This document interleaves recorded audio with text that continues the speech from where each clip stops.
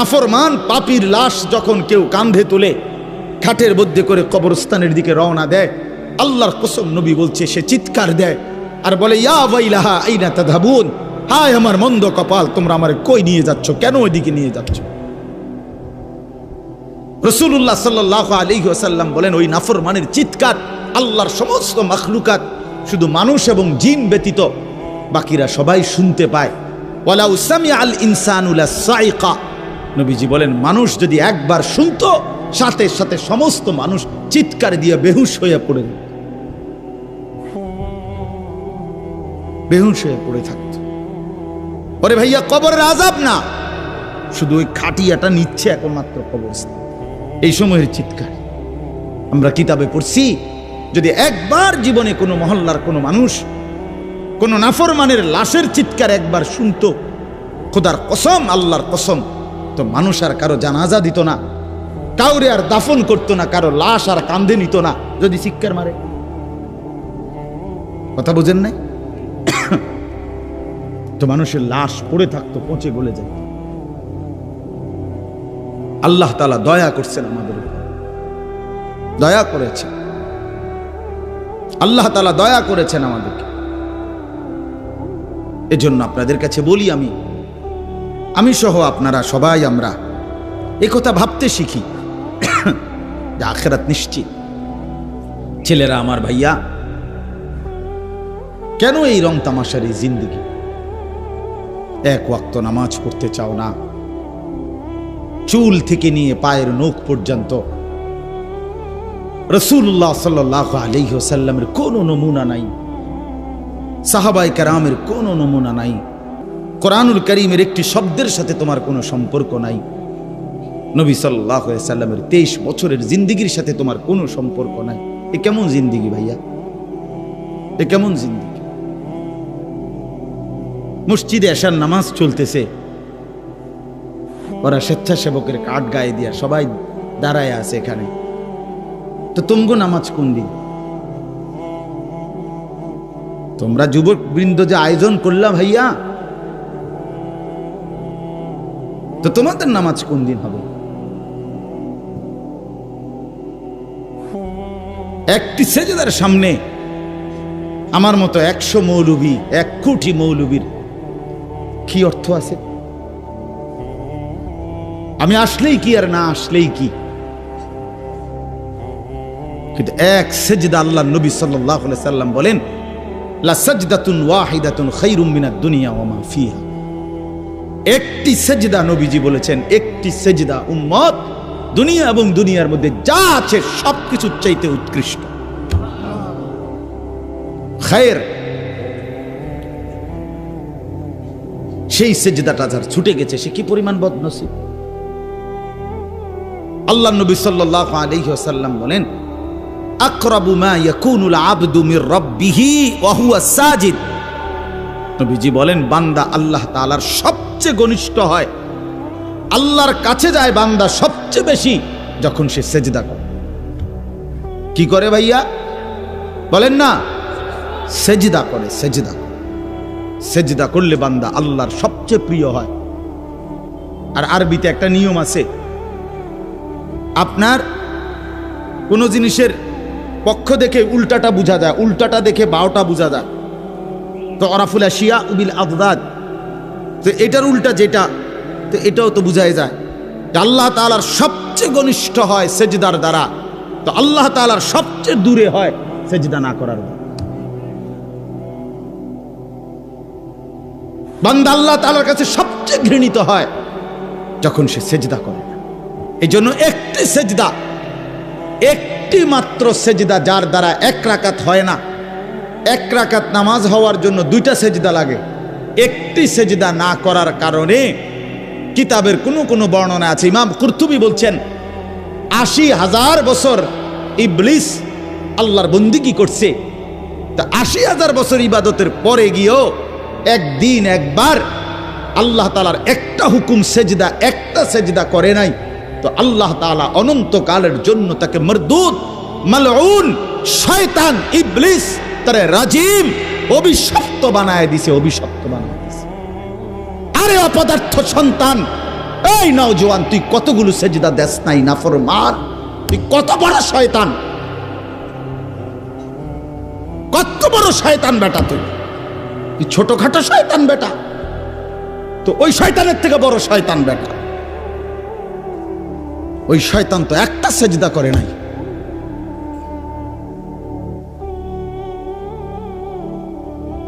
তুমি শয়তান কয়টা সেজদা করো না? কতদিন হয় ফজরের নামাজ পড়ো না? কতদিন হয় বলো? এখন ছেলেরা দাঁড়ায় দাঁড়ায় বলো ফজরের জামাত কয়টায়? কতদিন হয় মসজিদে ফজরের নামাজের জামাত পড়ছে? হ্যাঁ, রাসূলুল্লাহ সাল্লাল্লাহু আলাইহি ওয়াসাল্লামের স্পষ্ট হাদিস, ফজরের নামাজ মুমিনের নামাজ। ফজর যে পড়ে না, নবীজির স্পষ্ট সিদ্ধান্ত সেটা মুনাফিক, পাক্কা মুনাফিক যে ফজর পড়ে। রাসূল বলছে যে ফজর পড়েন এটা খবিস, খবিসান নফস, খবিস। নবীজি বলছে যে ফজর পড়ে না এটা কাসলান, অলস, অপদার্থ। নবীজি বলছে যে ফজর পড়ে না তার দুই কানে শয়তান মুত্তা দেয়। বালাশ শাইতানু ফি উদুনাইহি, আল্লাহ রাসূল বলছেন সাল্লাল্লাহু আলাইহি ওয়াসাল্লাম, যে ফজরের নামাজ পড়ে না তার দুই কানে শয়তান কি করে দেয়? প্রস্রাব করে, পেশাব করে দেয়। খবিস, এটা খবিস, নিকৃষ্ট খবিস।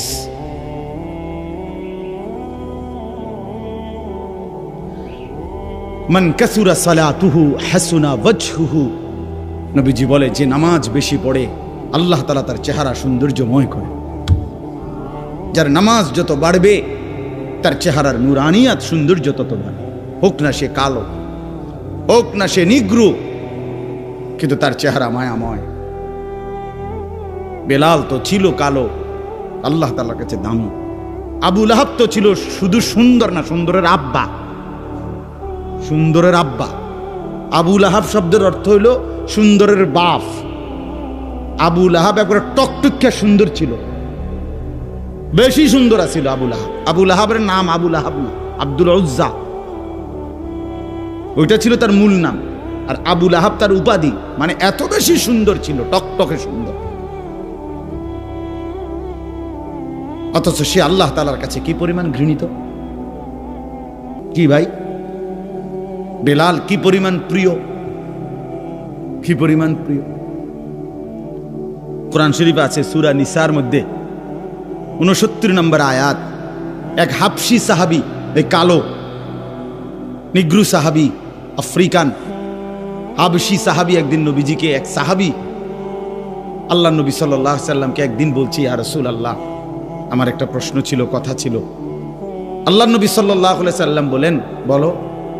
বলছে, ইয়া রাসূলুল্লাহ, আপনি অনেক সুন্দর, আমি একদম কালো, আপনার সৌন্দর্যের সাথে আমার চেহারা সুরতের তো কোনো তুলনাই নাই। আপনি অনেক গুণের অধিকারী, আমার কোনো গুণে নাই, আপনার সাথে আমার কোনো তুলনাই নাই।